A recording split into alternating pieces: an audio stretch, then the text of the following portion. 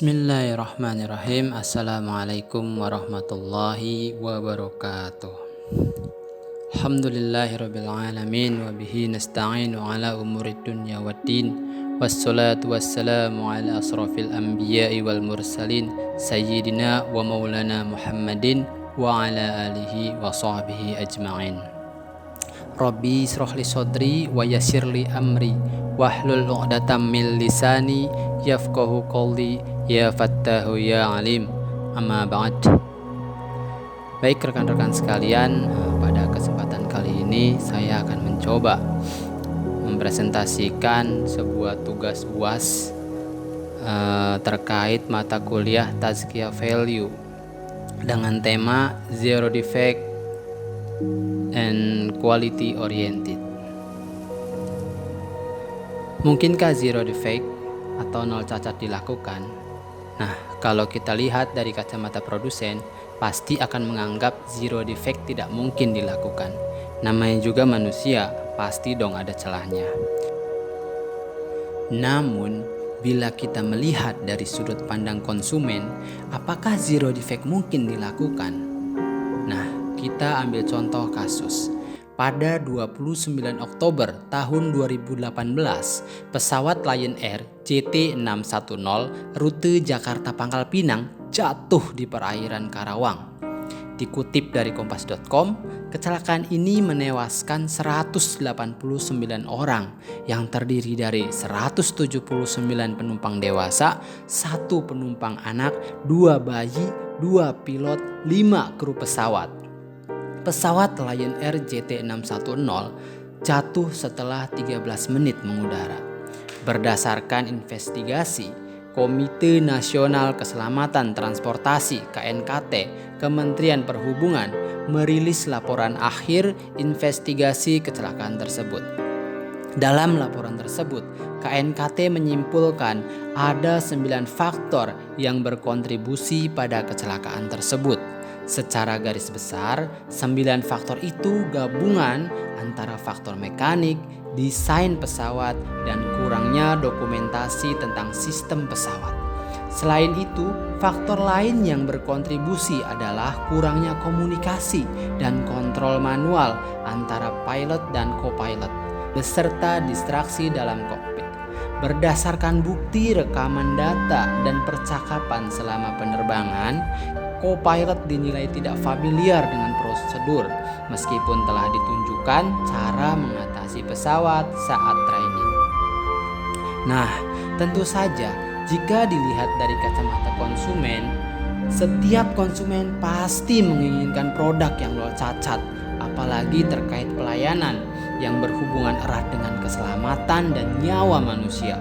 Bukan lagi berbicara mungkin atau tidak mungkin zero defect dilakukan, tetapi itu adalah sebuah keharusan. Lantas, apa sebenarnya zero defect? Dalam buku Absolute of Quality Management yang ditulis oleh Philip Crosby, pendekatan zero defect adalah filosofi dalam manajemen kualitas mutu yang bertujuan untuk menghilangkan kesalahan dan cacat dalam semua tahap produksi atau pemberian layanan, dengan prinsip mempertahankan standar kualitas tertinggi, mengurangi potensi cacat, dan menghilangkan limbah. Lebih lanjut, Philip Crosby menjelaskan langkah-langkah dalam penerapan zero defect, yaitu 1. Menciptakan budaya kualitas, 2. Menetapkan standar kualitas yang jelas, 3. Mengidentifikasi potensi cacat, 4. Mengembangkan langkah-langkah pencegahan, 5. Mengukur dan memantau kualitas, dan yang keenam, mendorong peningkatan yang berkelanjutan. Beralih pada slide berikutnya, yaitu tentang manajemen mutu dalam perspektif Islam. Manajemen mutu atau kualitas merupakan implementasi dari ajaran ihsan. Ihsan berasal dari kata husn yang artinya menunjuk pada mutu atau kualitas sesuatu yang baik dan indah. Definisi mutu tersebut dalam penerapan manajemen mutu adalah sesuatu dikatakan memiliki mutu jika memberikan kebaikan, baik kepada dirinya sendiri, kepada orang lain, stakeholder, dan pelanggan. Sehingga jika definisi memberikan kebaikan tersebut diimplementasikan kepada pelanggan, maka artinya adalah mampu memberikan kepuasan kepada pelanggan.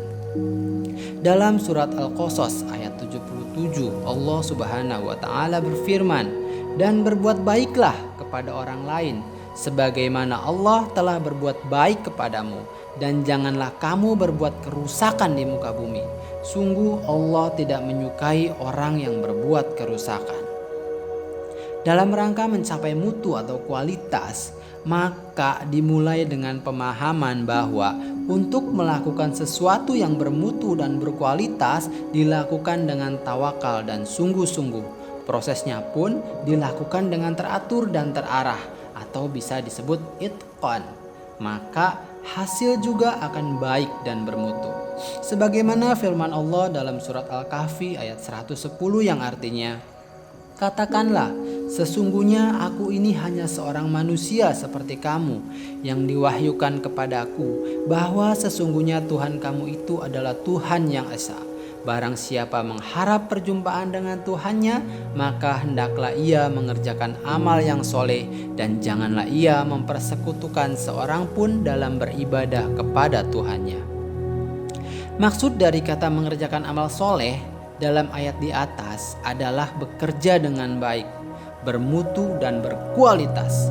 Sedangkan kata janganlah ia mempersekutukan seorang pun dalam beribadah kepada Tuhannya berarti tidak mengalihkan tujuan pekerjaan selain kepada Tuhan Al-Haq yang menjadi sumber nilai intrinsik pekerjaan manusia. Nah, dalam konteks manajemen, hal tersebut berarti untuk mencapai mutu, maka harus fokus pada proses dan pelanggan. Dari pemahaman ayat tersebut, maka prosesnya adalah dalam hal melakukan amal soleh, sedangkan stakeholdernya adalah Allah. Allah diibaratkan menjadi stakeholder ya, karena ialah yang menentukan apakah manusia ini baik, bermutu atau tidak. Suatu kualitas yang baik, manfaatnya akan dirasakan oleh dirinya sendiri dan pelanggan atau orang lain. Melakukan proses secara optimal dan komitmen terhadap hasil kerja yang baik merupakan implementasi dari ajaran ihsan. Dalam manajemen mutu, untuk dapat menghasilkan mutu yang baik, maka sebuah organisasi atau perusahaan harus melakukan planning dan controlling yang bermutu. Ayat berikut ini nampaknya menjadi inspirasi bahwa perencanaan dan kontrol yang bermutu tersebut begitu penting, yaitu dalam surat An-Najm ayat 39 yang artinya, "Dan bahwasannya seorang manusia tiada memperoleh selain apa yang telah diusahakannya."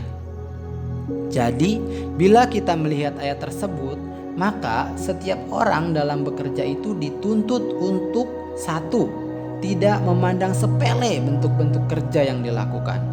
Yang kedua, memberi makna kepada pekerjaan itu.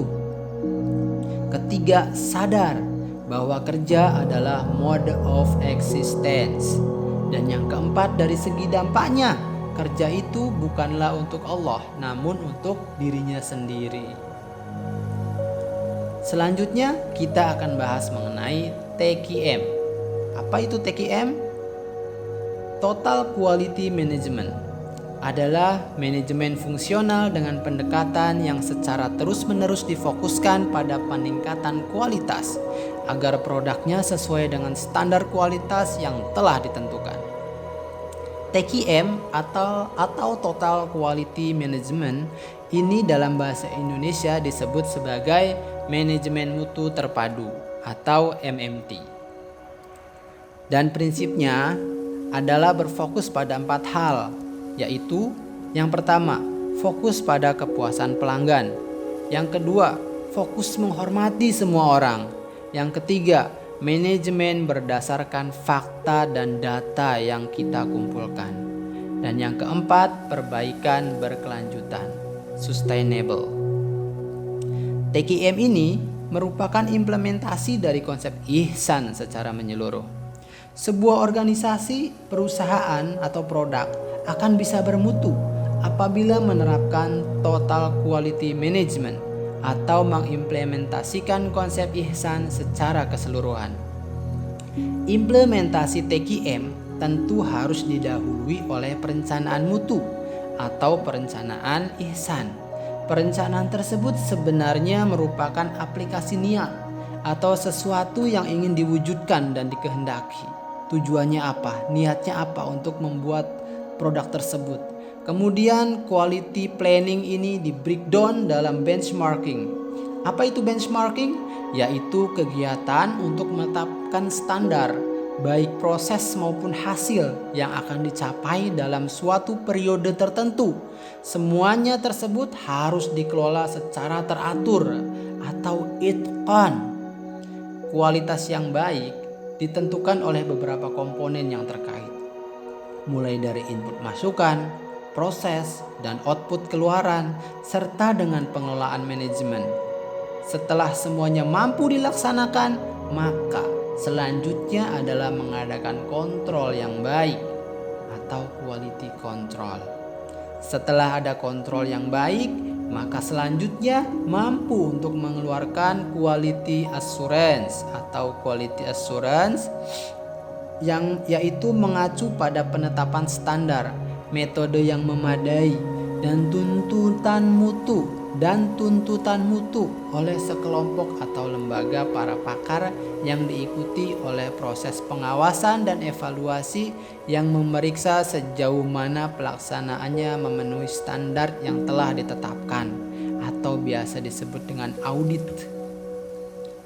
Sesuatu yang penting dalam proses quality assurance adalah publikasi dari yang telah ditetapkan tersebut.